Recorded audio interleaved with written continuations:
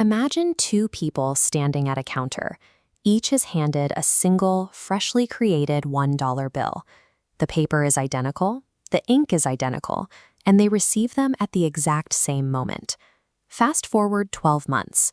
One of those people has grown slightly richer, and the other has grown slightly poorer. Nobody stole from them. No government agency collected a tax.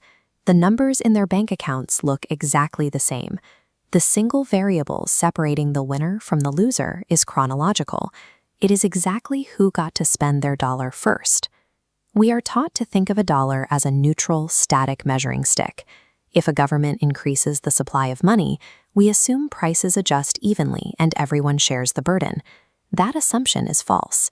Historical thinkers like John Locke argued that doubling the money supply simply doubles all prices. That traditional theory treats inflation like the weather, a uniform force that falls on an entire country at once, soaking everyone equally. This diagram maps a different reality, observed in the 1700s by an Irish banker named Richard Cantillon. He noticed that new money enters an economy at a very specific point and travels outward in a sequence. The early spenders buy goods at the old low prices. By the time the money reaches the edge of the chain, prices have already climbed. The amount of money you have is only half the story. The other half is your physical position in line when that new money arrives. In Cantillon's day, new money flowed from silver mines. Today, there are no silver mines minting coins. The new money is digital, and it is created by central banks like the Federal Reserve. Let's follow the flow on this flowchart. Through a policy known as quantitative easing, a central bank creates money electronically. It then uses those new digital reserves to buy financial assets, mostly government bonds, directly from massive financial institutions. Notice where those dollars do not appear. They do not show up in the cash register of your local grocery store, and they certainly do not land in your paycheck. The money enters directly inside the financial system.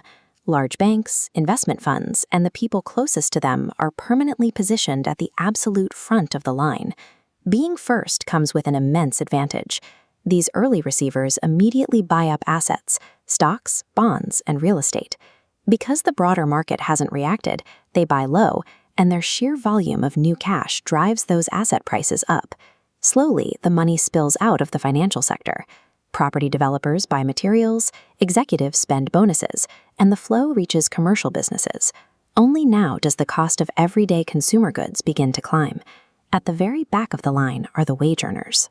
By the time this heavily diluted flow eventually reaches their paychecks, if it moves at all, they have already been paying inflated prices for groceries and rent for months. Nobody cheated to make this happen. The widening gap between the asset-rich and the working class is a cold, mechanical property of chronological money flow. There is a second mechanism quietly accelerating this gap, called seigniorage. It cost the United States government roughly 9.5 cents to print this $100 bill. When the government issues that note and spends it into circulation, it captures the $99.90 of difference as pure profit. Economists describe it plainly as a tax on the real cash balances you are holding. When new money is created and the existing supply is diluted, the value of every dollar already in your wallet quietly slips.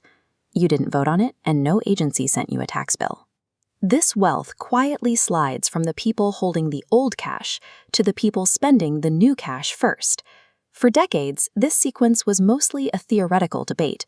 Then came the financial crisis of 2008 and the economic shocks of 2020. Central banks globally created money on a massive scale, measuring their digital output in the trillions. This chart tracks the aftermath in the data. Watch the steeply climbing line of asset owner wealth pull away from the flat, stagnant line of wage earner income. By pushing interest rates down and pumping new money directly into the financial sector, central banks inflated the value of stocks and property. The wealthiest households, who hold the vast majority of those assets, captured the gains. Richard Cantillon predicted this exact outcome 3 centuries ago. Get the money early while prices are asleep, and you win. Central bankers offer a defense for this, backed by real evidence.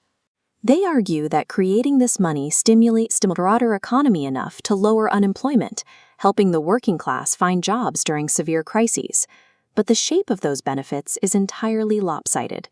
The new money lifted the asset-rich quickly and visibly, while trickling down to the wage earner much more slowly, offering them basic employment survival rather than actual wealth accumulation. We spend endless news cycles arguing over whether printing money is right or wrong, or exactly how much of it the central banks should create. That argument entirely misses the mechanism. Two countries could expand their money supply by the exact same amount and produce completely different societies, based entirely on where that money enters. The lever that dictates who wins is not the size of the money supply, it is the location of the tap, and knowing exactly where you are forced to stand in the sequence.